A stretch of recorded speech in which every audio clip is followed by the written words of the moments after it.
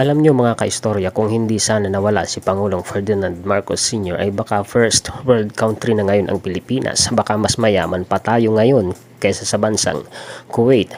Dahil kaya pala niya pinalakas ang claim ng ating bansa sa mga pulo dyan sa West Philippine Sea. Yung tinatawag na Kalayaan Group of Islands o yung Spratly mga kaistorya ay dahil may malaking plano pala siya para sa kinabukasan ng Pilipinas. Alam ni Pangulong Marcos Sr. na may malaking deposito ng natural oil o yung tinatawag na hydrocarbon at natural gas reserve dyan sa West Philippine Sea. Ang kaso nga lang mga kaistorya ang nangyari, pinulitika siya ng kanyang mga kalaban at marami din pong mga Pilipino noon ang naniwala sa mga kalaban niya sa politika. Ang kagandahan ngayon mga kaistorya, yung naiwan ho na binbin na mga programa at plano ni Pangulong Ferdinand Marcos Sr. dyan sa West Philippine Sea ay itinutuloy na ngayon ng kasalukuyang administrasyon. Walang iba kundi po ang kanyang nag-iisang anak na lalaki, si Pangulong Bongbong Marcos Jr.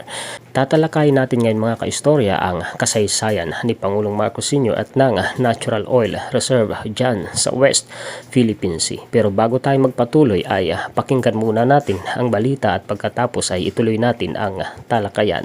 Pinaghahandaan na ng pamahalaan ang pagsasagawa ng oil and gas exploration sa West Philippine Sea dahil sa patuloy na pagtaas ng presyo ng petroleum products sa international market.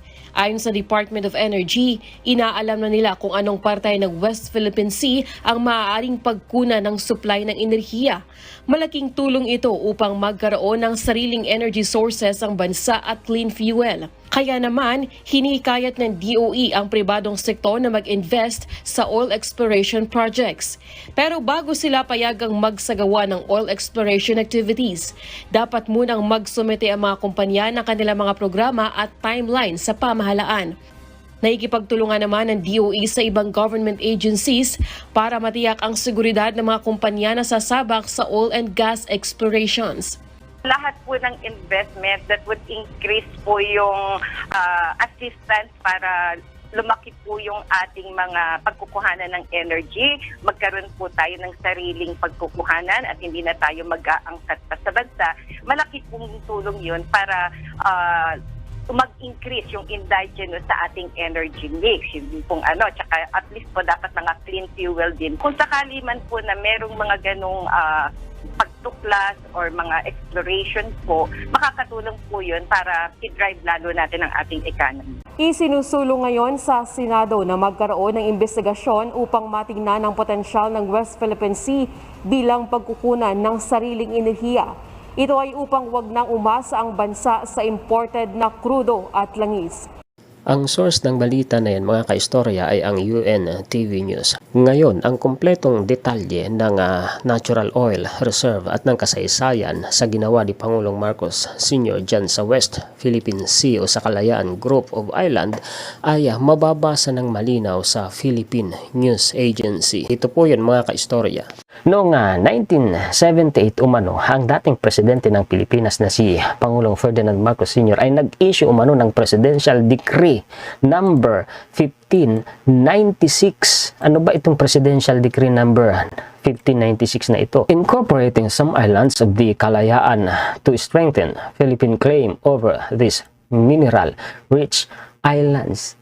Yan pala mga kaistorya ang pangunahing dahilan ng Pangulong Marcos Sr. kung bakit pinalakas niya ang claim sa Kalayaan Group of Islands at nagtayo pa nga siya mga kaistorya ng pasilidad sa mga pulo na yan para mapatibay ang claim natin dahil nga mga kaistorya, meron diyang isang malaking oil reserve o oil deposits. Yun ang purpose ng Pangulong Marcos Sr. Malayo ang tanaw ng isip ng Pangulong Marcos Sr. Mga kaistorya, kung hindi lang ginawa ng masama ng mga traidor, maganda ang buhay ng Pilipinas ngayon. Kung natuloy sana ito mga kaistorya at hindi ginawa ng masama Pangulong Marcos Sr., wala marahil mga kaistorya na nag-a-abroad ngayon bilang OFW para lamang kumayod at maghanap ng pera para lamang mabuhay ang kanilang pamilya. Ang kabuuan umanong dabi ng hydrocarbon deposits dito sa bansa natin ay maaaring higit pa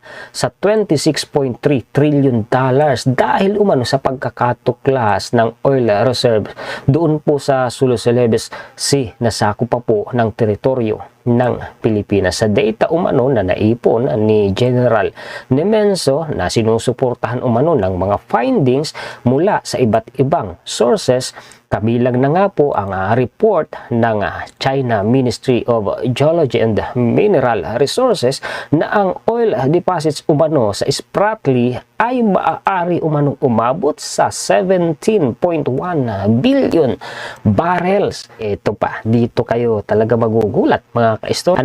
Ito, sinasabi dito na iyon umano ay mas higit pa o mas malaki pa sa 13 billion barrels na oil deposits ng Kuwait. Isipin nyo mga kaistorya, ang Kuwait ho ay isa sa pinakamalalaking nag-i-export po, nagpuproduce ng oil na yan, ng hydrocarbon na yan.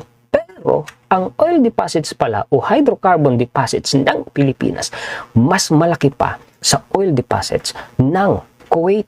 Isipin nyo mga kaistorya kung gaano kayaman ang Kuwait. Isa ho ang Kuwait sa itinuturing ngayon na superpower country. Isa ho ang Kuwait sa mga pinakamauunlad na bansa sa buong mundo kasi nga ang nagpapaunlad sa mga bansang yan mga kaistorya ay yung kanilang natural oil deposits. Ito na yung sinasabi ko sa inyo kanina mga kaistorya na ito'y pinasimulan ni Pangulong Ferdinand Marcos Sr. Sinasabi dito mga kaistorya, the Spratly issue has become a flashpoint following the discovery of oil underneath the sea in 1970s. Sino ba ang presidente ng 1970? Di ho ba si Pangulong Ferdinand Marcos Sr.? At ang Pangulong Ferdinand Marcos Sr. ay kumuha ng mga researcher para ho suriin ang oil deposits dyan sa West Philippine Sea. Sa panahon pa lang ni Pangulong Marcos Sr., alam na niya yan eh.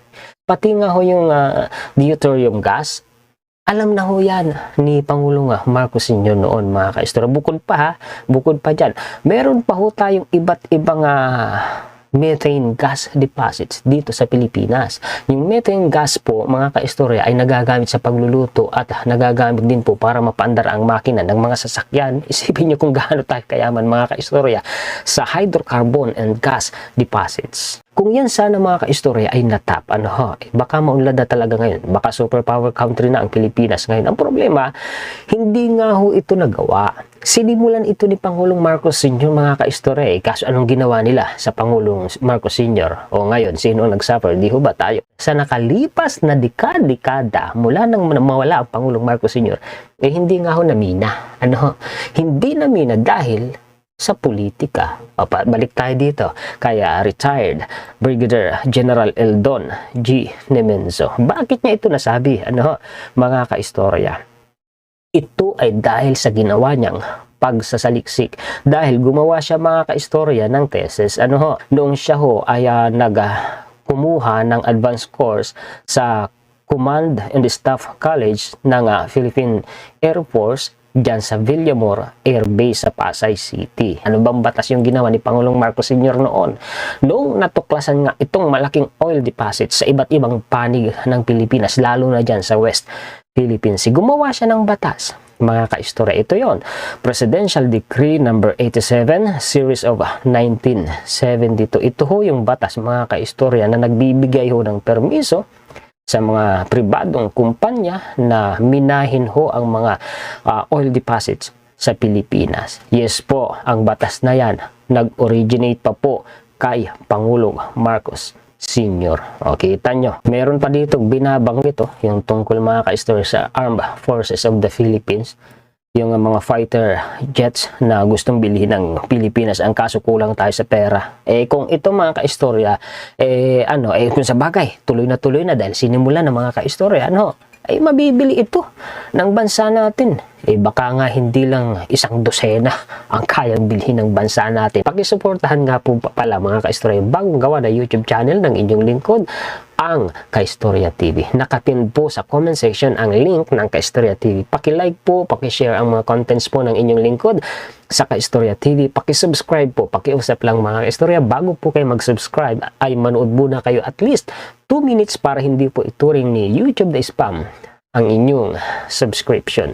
Muli, ako po si Juan Historiador, ang tagakwento ng totoong istorya ng kasaysayan.